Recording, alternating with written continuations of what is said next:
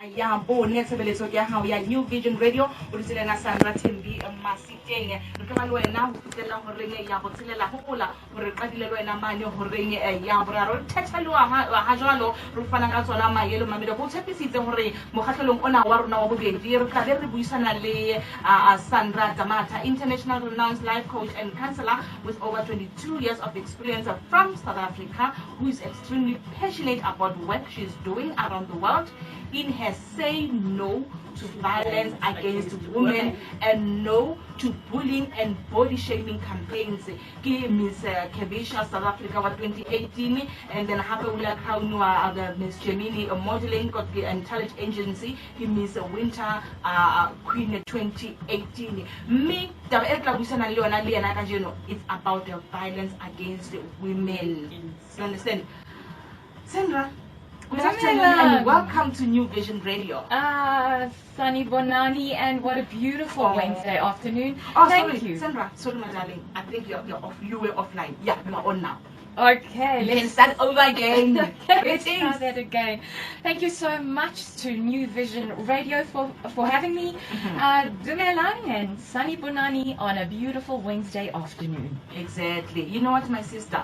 Violence against women has become a serious problem in South Africa and the world. Any statistics about this? I tell you, this is a difficult topic to talk about today, and it's often something that I counsel and coach around.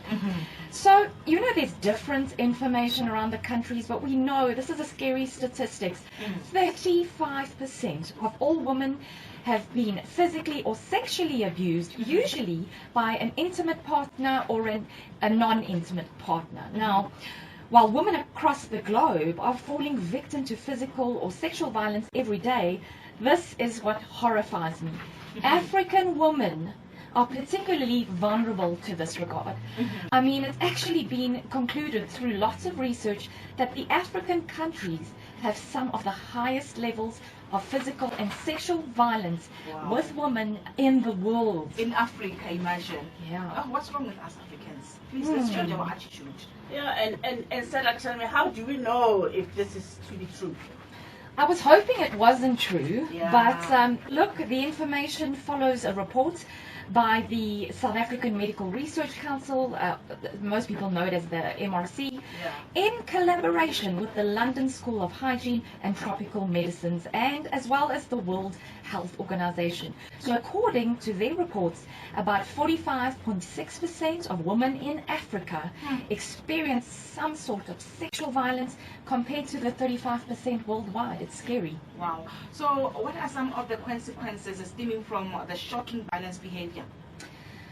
You know, women experience this in so many different ways, and how I've seen it play out is, you know, they're likely to suffer from some sort of depression. They can have alcohol-related problems. I mean, scary, contracting of HIV or any other sexually transmitted diseases, unwanted pregnancy, abortion, and you know, that just leads to an unorganized and chaotic life. Wow.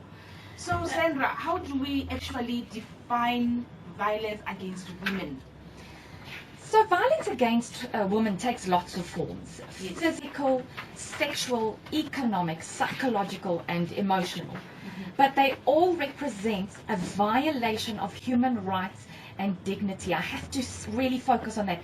A violation of human rights and dignity, and these have lasting effects and consequences for both women themselves and in the community we live in. I mean, we often hear, as you know, when we talk about it, we say, if you strike a woman, you strike a rock.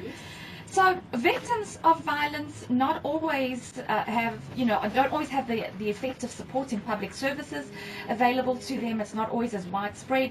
And also some of them are really afraid to even report this. I can imagine, hey? So what is the current set truth, Sandra? Before that, what about legal protection? Okay, let's talk about legal protection. Violence against women in South Africa still continues in full strength without the necessary consequences, as we can see, by perpetrators in South Africa.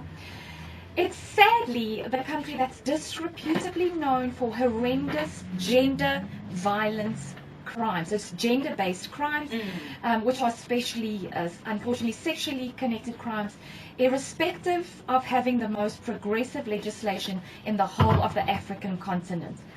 Wow. Sandra, please tell me, what is the current sad truth about this whole thing? Yeah, sad truth indeed. I did say indeed, hey? Yeah.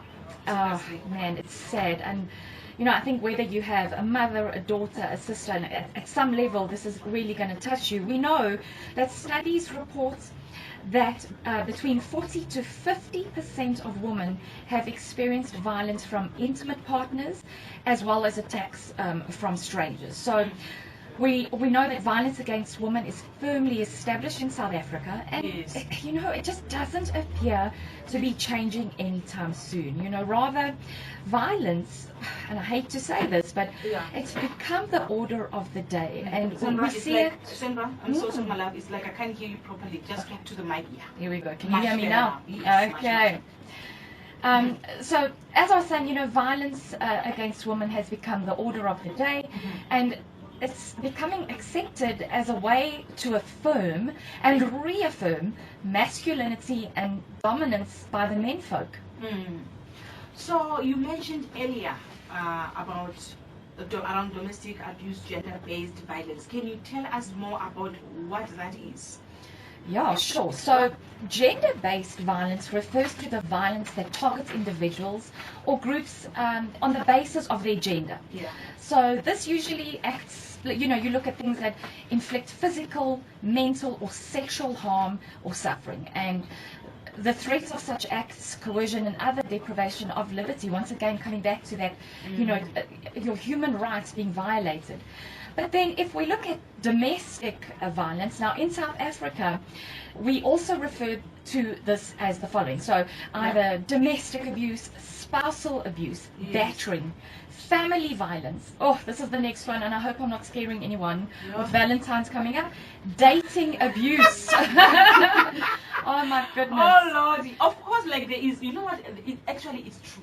Yeah. There is dating abuse. Yeah. Because like there are some rules in dating now, someone can never understand, of which is not fair. Absolutely. And it's usually the one that's the most difficult to pin down, because you're kind of thinking, you know, is this abuse? Isn't it? Often women, you know, as women we kind of tolerate and think it's going to pass. But domestic violence can also, you know, take many forms, including physical aggression or assaults, threats, sexual abuse, emotional abuse, controlling, domineering behavior, intimidation, and this is the one that freaks me out the most, stalking. You can see this happening a lot with domestic violence, and this is a very hard-hitting one, especially in the Exactly. South African economy. And stalking happens especially if you broke up with someone and now that person will be like, you know what, if you can't with me, no one will have you. That's it. That's when a person starts stalking you, and it's very dangerous. Very dangerous. We Yeah. definitely see some narcissistic tendencies Yes. coming through. Just accept and move on That's with your it. life. You are never born with these people. No. It becomes difficult, Sandra, as we were speaking about it before. You find that a woman is stuck, you know, she's unemployed. Yeah. Of course, the partner is the one that provides for her, you know, and then she just want to let go of this relationship. She wants to get out of this relationship because she knows exactly that she's not supposed to be there. Because she becomes a punching bag for this guy. Yes. So now, whenever he's drunk, you know, that goes again. You know, it happens.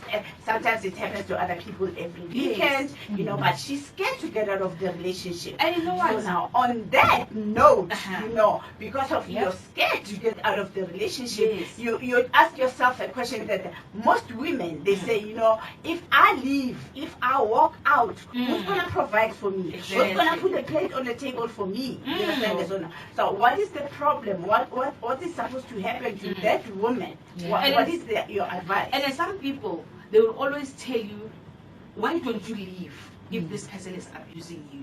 You understand? So now, these people, because like they're not in your shoes, they always find it easy to say that. You Yeah. understand? Of which is not easy. So if we can unpack the reasons why people in abusive relationship can leave, maybe if you can just unpack why, what are the reasons? Because like Yeah. Yvonne at least mentioned some of the things like, okay, some people, they stay in relationship because like now I'm not working, this person is providing for me. You understand? At least that is the most valid point most people are giving nowadays.